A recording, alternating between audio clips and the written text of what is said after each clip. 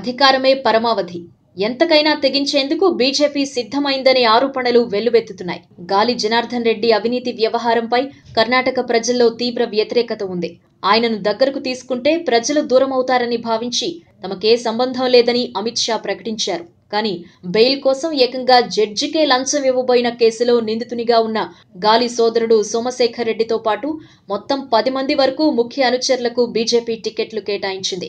బళ్ళారితో పాటు ఆ చుట్టుపక్కల జిల్లాల్లోని గెలుపు బాధ్యతలను గాలి జనార్దన్ రెడ్డికే కట్టబెట్టింది.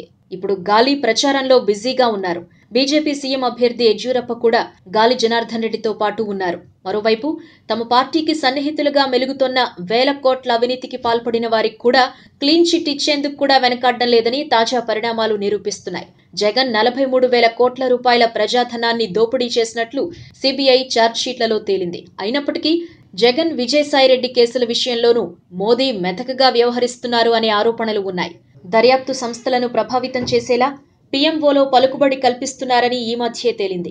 మొత్తానికి దేశంలో అత్యంత అవినీతిపరులుగా పేరు పొందిన గాలి జనార్దన్ రెడ్డి, జగన్మోహన్ రెడ్డిలను కేసుల బారి నుంచి తప్పించేందుకు బీజేపీ సిద్ధమైంది అన్న విషయం సిబిఐ తాజా వ్యవహారంతో వెల్లడవుతోంది.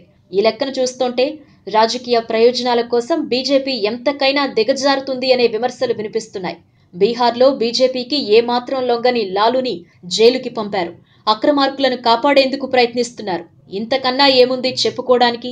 ఈ వీడియో మీకు నచ్చినట్టయితే లైక్ చేయండి, షేర్ చేయండి. మరిన్ని ఇంట్రెస్టింగ్ వీడియోస్ చూడడానికి మా ఛానల్ కు తప్పక సబ్స్క్రైబ్ అవ్వండి.